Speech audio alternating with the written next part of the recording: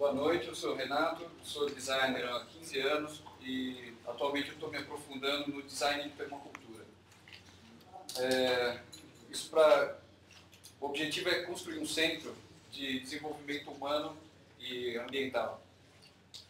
E esse centro vai oferecer vivências, práticas de sustentabilidade e vai servir como um polo propagador de tecnologias sociais de baixo custo.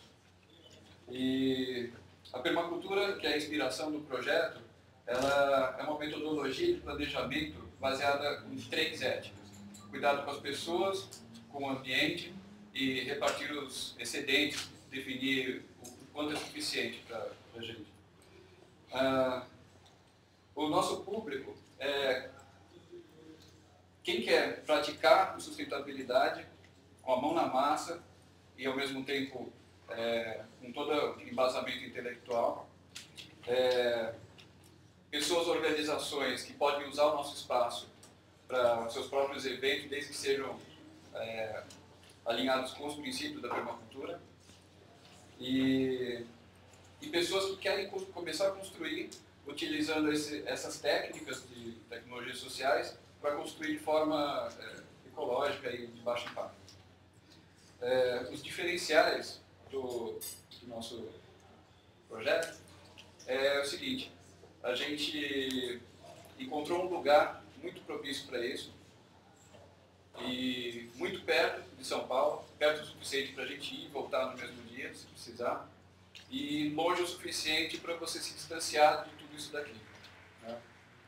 E outra coisa, assim, a beleza do lugar, ela inspira, né, a transformação por si só e gera uma sensação de gratidão mesmo. Fica de frente para uma represa, né, do sistema Cantareira de Represa, que é um sistema importante, abastece 60% do consumo de água de São Paulo. Então, só por isso já tem um motivo estratégico, né, de utilização. E outra coisa importante é a nossa rede de parceiros, né, que tem muita gente envolvida com o nosso projeto e com especialidades complementares. Então, assim, por exemplo, a permacultura que nasceu na Austrália, nos anos 70, a gente tem o nosso coach de permacultura que participou do grupo original da permacultura, dos fundadores. Então ele está junto, a gente não está só tirando do ar, né? E vai desde agricultura biodinâmica até design thinking, teoria U, que é o pessoal que está com a gente, né, apoiando o projeto. A gente já recebeu até um chamado da Secretaria de Turismo da cidade de Piracaia, perguntando se podiam incluir o projeto no circuito mesmo de pontos de visitação, né? E a gente tem também o apoio do Instituto Brasileiro de Geobiologia, né? O Alan Lopes, que é o presidente, fez o primeiro teste que a gente já começou lá, uma primeira vivência que foi um sucesso.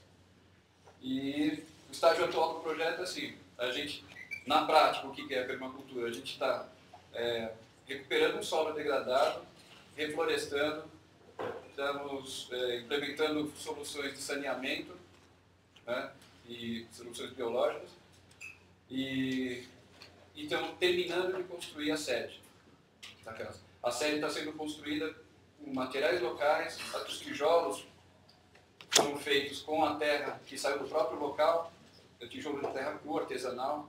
Então tudo isso a gente acaba sendo até um efeito colateral do projeto, que as pessoas que vão lá trabalhar acabam incorporando essas técnicas. E a demanda está crescendo muito na cidade, pessoas que gostariam de fazer o que a gente está fazendo, só que não acham mão de obra.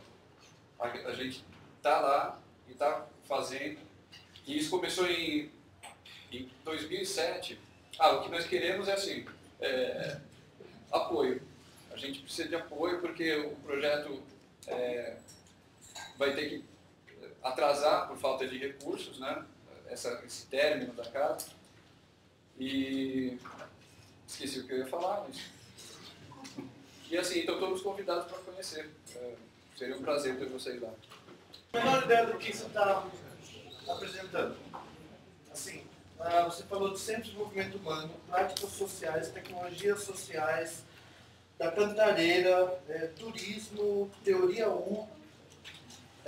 Você disse que é designer, eu sou designer, e mesmo assim eu não entendi nada do que você falou, ou seja, eu não consegui pegar todas essas tags que você citou e juntar em uma coisa concreta que pudesse... Eu consegui imaginar um lugar que está sendo construído de maneira sustentável, que talvez vocês estejam promovendo essas técnicas sustentáveis de construir, e esse lugar pode servir para alguma coisa. Eu absolutamente não consegui entender.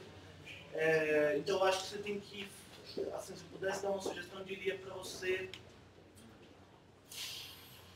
fazer o seu pitch como se fosse para uma pessoa que não faz a menor ideia que seja essas coisas todas, essas tags todas, tirar toda esses jargões do seu pitch e ir no mais simples e mais concreto possível do problema, da solução, como isso vai dar dinheiro, qual vai ser o impacto social. Você falou muito bem. Não, falou bem. A primeira coisa que eu anotei foi a questão do nome do projeto. Não começou falando o nome do projeto, né? Eu estava anotando um por um, faltou. Entendi que é um centro de desenvolvimento ambiental humano, um assunto que me interessa. Parece que vocês têm uma equipe bastante qualificada, né?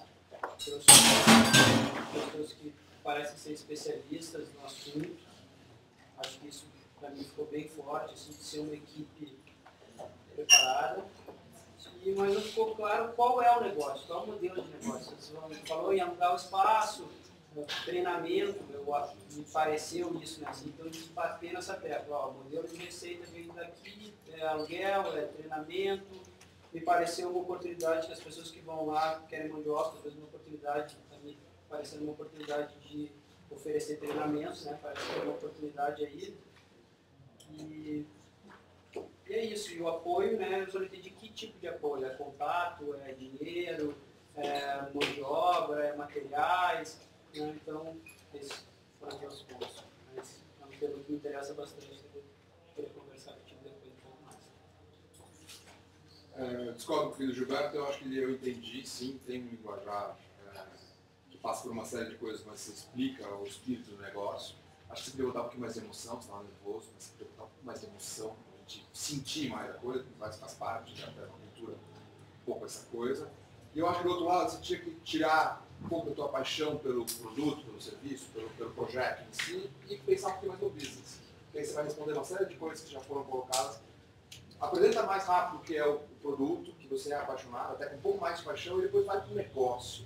Porque senão você fica assim, nem sabe exatamente que apoio você precisa, por que você ficou nessa situação agora, você já está construindo, mas não tem o apoio.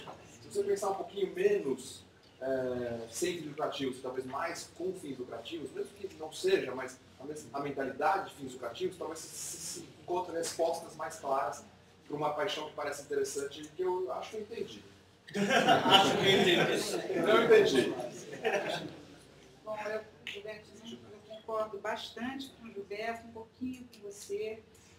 Eu acho que a apresentação é confusa. Por acaso, eu conheço bastante permacultura, porque eu dei consultoria com o pessoal de Goiânia, então, que é o André, que deve ser seu mentor, né? Que é o pessoal que trouxe a permacultura para o Brasil. Mas não fica claro o que vocês estão fazendo. Fica muito solta essa coisa do quem quer praticar, mão na massa, a gente vai alugar espaço. Há um certo ar romântico, do qual tem que se tomar muito cuidado, porque business é business e o business pode ser muito aprazível, mas ele tem que fazer lucro e tem que atrair pessoas. Então, a rede de gente que vocês vão entrar em contato, o tipo de gente que está envolvida, se as universidades da região estão sabendo que vocês estão fazendo isso. São Paulo é uma área que tem trabalho importante nas escolas, na parte de agricultura. Então, assim, que tipo de ações vocês estão tomando e, de fato, que tipo de impacto social vocês vão ter num centro do tamanho de São Paulo fazendo permacultura aqui. Né? Não é a primeira tentativa que se faz de trazer permacultura para São Paulo, então por que vocês querem trazer isso para cá? Por que São Paulo? Né?